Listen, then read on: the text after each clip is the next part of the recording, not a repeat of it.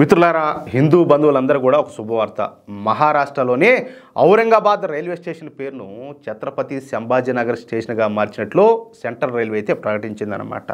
తెలుసు కదా సంభాజీ మహారాజ్ ఎవరా? మన ఛత్రపతి శివాజీ మహారాజ్ వారసుడు అనమాట. అర్థమైందా? చూడలా మీరు చావా సినిమా చూడలా? ఆయన 3 ఏళ్ల క్రితం ఏక్నాథ్ షిండే నేతృత్వంలోనే అప్పటి ఎన్డీఏ ప్రభుత్వం ఔరంగాబాద్ నగరానికి అధికారికంగా ఛత్రపతి సంభాజీనగర్గా పేరు మార్చింది. గతంలో మొఘల్ పాలకుడైనటువంటి ఔరంగజేబు పేరు మీద ఉన్నటువంటి ఈ నగరానికి మన మరాఠా యోధుడైనటువంటి ఛత్రపతి శివాజీ మహారాజ్ కుమారుడు సంభాజీ స్మారకార్థం ఈ పేరునైతే పెట్టినారు. ఛత్రపతి సంభాజీ నగర్ అనేది ఒక పర్యాటక కేంద్రం.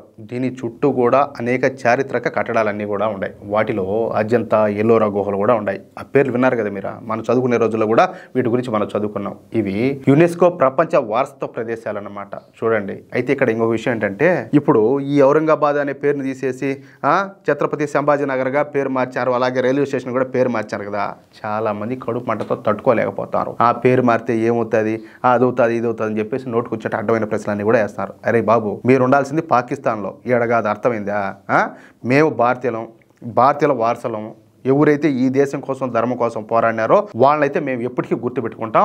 వాళ్ళ అడుగుజాడలోనే మేము నడుస్తాం. మీకు అంతకైతే మీరు వాడు ఉన్నాడు కదా ఔరంగజేబు, వాడు వారసులు కాబట్టి వాడి తగినట్టే ఉంటారు మీరు కూడా. చూద్దాం ఏం జరుగుతుందో. ఈ దేశం ఎప్పటికీ భారతీయులదే. అది మాత్రం గుర్తుపెట్టుకోండి చాలు మీరు.